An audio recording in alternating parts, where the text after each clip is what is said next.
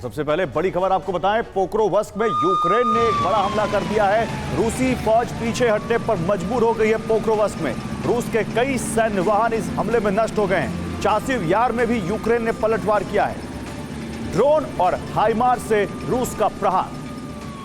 तो ट्रंप ने दुनिया को बताया है कि इसी हफ्ते यूक्रेन और रूस में युद्ध पर सुलह हो सकती है, लेकिन ईस्टर पर सीज फायर के ऐलान के बाद जो हुआ उससे समझौते की उम्मीद कम ही लग रही है। 30 घंटों का युद्ध विराम सिर्फ कुछ घंटे तक कायम रहा और फिर दोनों तरफ से ताबड़तोड़ हमले हुए। रूस यूक्रेन एक दूसरे पर सीज फायर के उल्लंघन का आरोप लगा रहे हैं, लेकिन ऐसा भीषण युद्ध छिड़ा कि दोनों तरफ से कुल 4000 से अधिक हमले किए गए।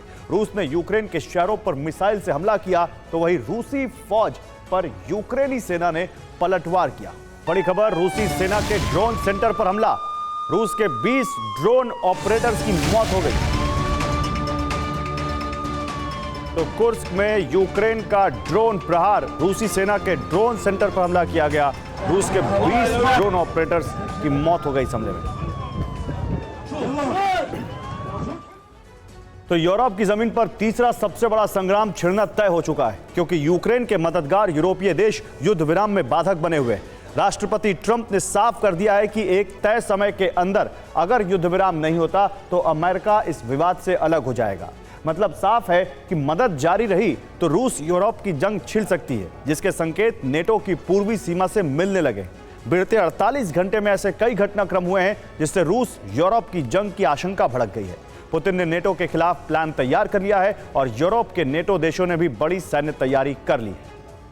बड़ी खबर, MiG-29 से यूक्रेन ने हवाई हमला किया है। फ्रेंच हैमर बम से रूसी ठिकाने नष्ट कर दिए यूक्रेन ने। कई रूसी सैनिकों की मौत का दावा।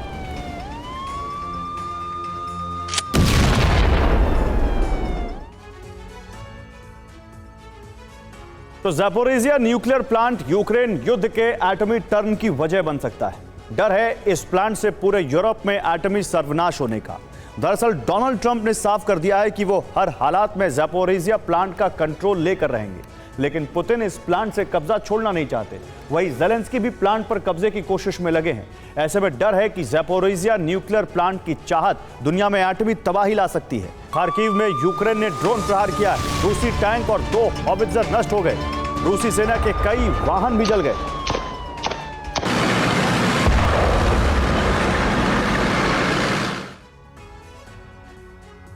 तो ईरान और इजरायल में टकराव बढ़ता जा रहा है। ऐसी आशंका जताई जा रही है मस्कट में होने जा रही तीसरे दौर की वार्ता भी बेनतीजा रह सकती है। इसलिए अरब में युद्ध धधकने के आसार बढ़ गए। लाल सागर से लेकर फारस की खाड़ी तक अमेरिका ने युद्धपोत तैनात कर दिए। ईरानी प्रॉक्सी और ईरान पर हमले के लिए इजरायल को कभी भी ग्रीन सिग्नल दिया जा सकता है। इस बीच पलटवार के लिए खामनेई चक्रव्यूह तैयार कर चुके हैं और शुरू कर दिया है ऑपरेशन हुदैबिया।